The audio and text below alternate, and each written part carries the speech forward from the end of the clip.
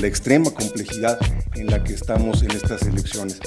Todos estamos coincidiendo, para bien o para mal, dentro y fuera de las elecciones, en que es enormemente compleja. Todos decimos una y otra vez que nos estamos jugando muchas cosas en la elección. Ya Willy nos presentó un panorama que sin duda alguna es aterrador y que en términos de complejidad de cómo se va a decidir y qué se va a decidir, no solamente necesitaríamos el mapa que nos presentó Willy, sino yo diría que hasta su asesoría para que nos dijera este comportamiento. Pero la complejidad es tan grande y a pesar de ello lo que nos queda también claro es que no importa mucho lo que pase en cualquier otro puesto de elección popular, lo que está jugándose es la elección presidencial. Y en esta elección presidencial también lo que nos queda claro, es lo que ha salido en varias ocasiones en las intervenciones de mis colegas, es que López Obrador está en el centro de la atención. Para bien, para mal, con ventajas o no ventajas, discutiendo si va a ganar o no, pero claramente está en el centro de la atención. Y creo, después de que Jean-François me pidió que platicara o que reflexionara sobre las elecciones, me he estado preguntando por qué esto es así. Y me lleva a otro punto, a uno de los puntos que es también bastante recurrente cada vez que tenemos elecciones presidenciales, y es decirnos si hay o no hay planteamientos, si hay o no ideas. La complejidad de la elección presidencial y el hecho de que tengamos conciencia de que nos vamos a jugar el futuro del país supondría, y pongo el condicional, que tenemos auténticamente proyectos y programas a discutir. En lo personal, y ya añado algo más a la mesa en la discusión, es que no hay un proyecto de nación.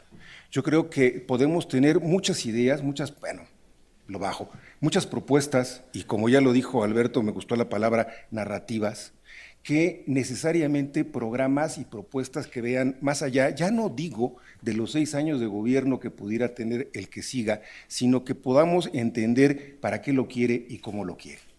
Y me he estado preguntando cómo es que llegamos a esta situación tan difícil, ya mis colegas lo hicieron, ni siquiera quiero pensar en repetirlo, en las diferentes situaciones en las que han ocurrido las elecciones presidenciales anteriores. Pero en esta creo que hay dos condiciones muy importantes que vamos a advertir o vamos a analizar con mucha mayor claridad cuando haya terminado el asunto. La primera tiene que ver con cómo es que se establecieron las condiciones de la propia competencia. Esta no es una elección presidencial en la que los candidatos hayan tenido toda la libertad para presentar sus ideas o sus propuestas. En este sentido, lo que hemos tenido es que hay un candidato que, por razones que ahora me voy a referir, que además ya todos las sabemos, ha impuesto las condiciones de la competencia. López Obrador está en el centro de la atención porque evidentemente lleva más de 18 años en campaña política, en donde ha sido el testigo permanente y el crítico permanente de lo que ha sido una auténtica tragedia política, y es que la alternancia, a los ojos de muchos ciudadanos, no ha servido necesariamente para algo. López Obrador ha estado al frente de todo este principio y se ha dado naturalmente la oportunidad de criticar, de subrayar, de destacar errores y comportamientos, no solo, y esto también es importante, de los gobiernos panistas, sino también del regreso del gobierno priista. En su retórica, en su narrativa, para seguir utilizando prestada la palabra, le pido a Alberto la explicación, López Obrador no está proponiendo ningún proyecto de nación, simplemente nos va a decir que está corrigiendo el todo, pero no nos está diciendo el cómo. Lo más importante es que López Obrador ha establecido claramente cuál es la arena y los términos de la competencia en términos generales. Ningún candidato, si es que lo ha hecho, puede desprenderse de responderle a él. Tiene que establecer la discusión en los términos que le ha dicho. Y naturalmente López Obrador puede siempre mantenerlos, como lo ha hecho hasta el día de hoy, como candidatos que le están respondiendo o que lo están criticando. Y se da también la gran oportunidad de que ninguno de ellos, incluido él mismo, tenga que explicar cómo puede hacer las cosas o cómo no puede hacer las cosas. Esta condición de haber definido los términos naturalmente nos lleva a lo que ya también mis colegas, iniciando con Soledad, lo plantearon. López Obrador está en el primer lugar de las encuestas, y al margen de que este no va a ser, creo, el debate de las encuestas, pero es obvio que las encuestas lo que demuestran en términos generales no solo es el momento, sino el nivel de conocimiento del personaje. Evidentemente López Obrador lo conoce todo el mundo. Después de 18 años de campaña es obvio que se le conoce a él, su discurso y su narrativa. Las preguntas, las respuestas, los cuestionamientos siguen en el aire. Y esto es algo que deberíamos también pensar, porque el resto de candidatos, al margen de cuáles sean las ideas, si es que las tienen, simple y sencillamente tienen que responderle a él. Tienen que seguir discutiendo en sus propios términos y en sus propias condiciones.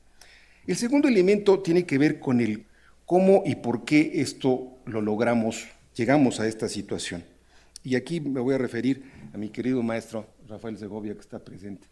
Cuando estaba preparando esto, me vino a la cabeza un artículo que él redactó, publicó a mediados de los años 80, muy conocido seguramente, que aparece, por cierto, en un libro compilado por Soledad Loaesa, que se llamaba El fastidio electoral. Don Rafael, querido maestro, escribió ese artículo en medio de las reformas electorales de aquel entonces, los años 70, los años 80, y titulaba El fastidio electoral porque decía que los políticos les fastidiaba acercarse a las elecciones, era demasiado impactante y demasiado desafiante el contexto electoral como para que les agradara a los políticos y a los partidos de aquel entonces competir. Le pido prestado a don Rafael el título de su artículo para parafrasearlo. Creo que estas son las elecciones no del fastidio electoral, sino de los electores fastidiados. Creo que estamos ante una situación en la que no importan ya los cuestionamientos, no importan ya las razones, sino lo que importa es el fastidio con el que la sociedad se está manejando. Lo que acaba de recordar Alberto en términos de cuáles son los porcentajes de mi miedo, de mi fastidio y de mi esperanza. La esperanza podríamos traducirla no necesariamente en cuál es el proyecto, sino cómo se va a cambiar lo que estamos viviendo. Y en eso, naturalmente, López Obrador tiene una enorme ventaja con su discurso. La enorme ventaja, como ya lo decía, es que la alternancia ha estado ocupada por 2 sexenios consecutivos por Acción Nacional, en donde hipotéticamente las cosas iban a cambiar, pero no iban a cambiar solamente en términos políticos, iban a cambiar también en términos económicos. El PRI regresó bajo una condicionante muy grande, en términos hipotéticamente de su habilidad, de su experiencia y de los fracasos de los 2 gobiernos de Acción Nacional, y lo que tenemos ahora es un problema todavía mayor, en donde los cuestionamientos ya empiezan a pasar estrictamente al comportamiento de la ética política, si es que esta alguna vez existe. Permítanme detenerme en un aspecto. Creo que no es para nada accidental que 2 de las demandas principales de la población, críticas fundamentales de la población en términos generales, sea la inseguridad acompañada de esta extrema violencia que estamos viendo, una extrema violencia que parece no tener ninguna forma de terminar y que llega a situaciones absolutamente aberrantes, como la que acabamos de saber de los estudiantes de cine en Jalisco. Pero también va de la mano el otro problema que tiene que ver con la corrupción. Es entonces inseguridad, violencia y corrupción. No son iguales, aunque parezca que son iguales. Y en el fondo lo que nos está demostrando son 2 sentidos distintos del desempeño de esta alternancia y de estos políticos.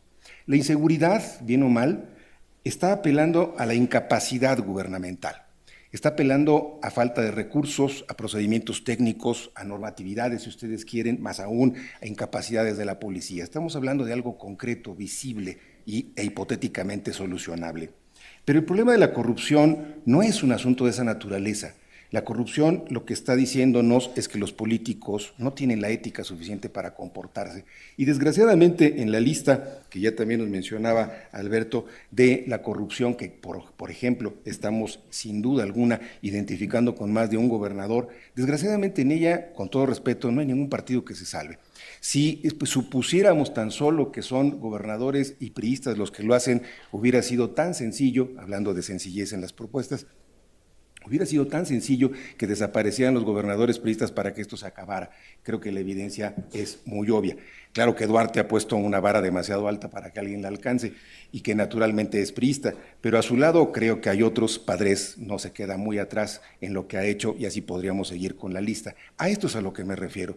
Creo que en términos generales la sociedad mexicana de lo que está fastidiada es de que los políticos, sean del partido que sea, y de ahí en buena medida lo que Soledad ha apelado de cuestionamiento a la institución partidaria, tiene que ver con lo que han hecho en la realidad, cómo se comportan y cómo no se comportan. En la situación actual, Esto naturalmente ayuda a un discurso en el que la crítica está por encima del argumento. A López Obrador no le interesa en lo más mínimo dar ningún argumento ni ninguna explicación de cómo va a ser las cosas. Y me atrevo a decir que, con todo respeto, tampoco a la sociedad le interesa escuchar el argumento. Lo que le interesa es exactamente escuchar a él diciendo que lo va a solucionar.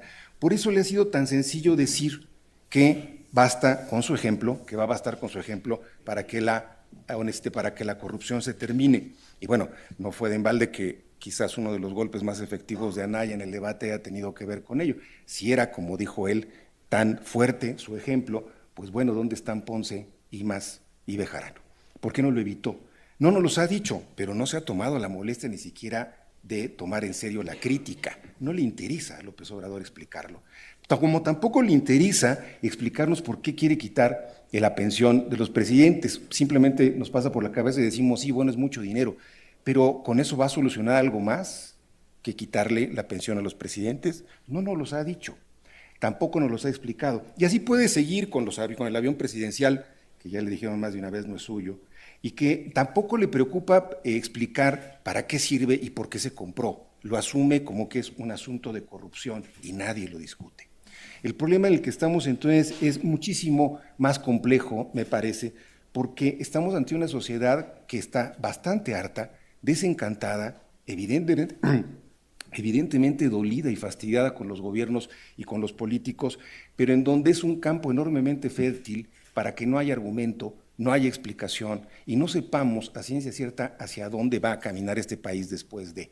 Sabemos, y nos lo estamos jugando efectivamente, con esta idea que ya también mis colegas adelantaron, estamos, parece ser, ante una idea en el que o regresamos al pasado o nos quedamos como estamos.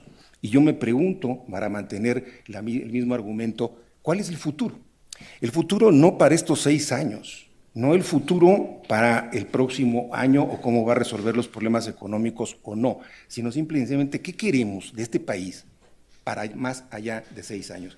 Cuando este sistema político terminó con los proyectos de nación, podemos irnos tan lejos como los años 60 o 70, y esta falta de proyectos de nación también remite al hecho de que ya no hay demasiadas oportunidades o demasiadas opciones para poder explicar el comportamiento de la política. No creo que sea nada extraño en estas condiciones que no solamente los políticos empiecen a estar dañados, claramente dañados, en donde ya decir político y decir política parece que es algo condenable, sino que empieza a afectar sistemáticamente también a las instituciones. Alguna vez recuerdo una discusión aquí en el colegio cuando ya estaba en marcha la idea de introducir a la Suprema Corte de Justicia o al Poder Judicial en el terreno electoral. Y todavía recuerdo algunos juristas, viejos juristas, que decían que era la peor medida que se podía tomar porque iban a empezar a cuestionar la integridad del único poder que estaba al margen de la discusión política por la peor manera que era la electoral. Bueno, ya lo conseguimos.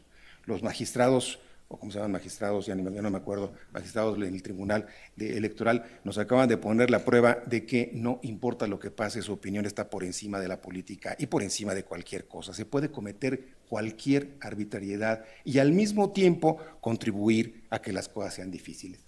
Coincido con Alberto, en parte también con lo que dijo Willy, en el sentido de que las encuestas no creo que estén decididas. Lo que sí creo, sin embargo, y esta es agrego una preocupación más a la mesa, es que sí puede cerrarse enormemente el espacio entre primero y segundo lugares. Y no me extrañaría, en lo personal, que estemos repitiendo un escenario bastante semejante al del año 2006. Y claro, ahí sí retomo la advertencia de Alberto. Quien va a juzgar la calificación de la elección presidencial es el tribunal. Después de lo que el tribunal nos ha indicado, la verdad es que sí es de preocuparse porque nadie absolutamente en estas condiciones en el que no se están escuchando argumentos va a creer que haya una diferencia de 0.6% o de 1% de la votación. Gracias.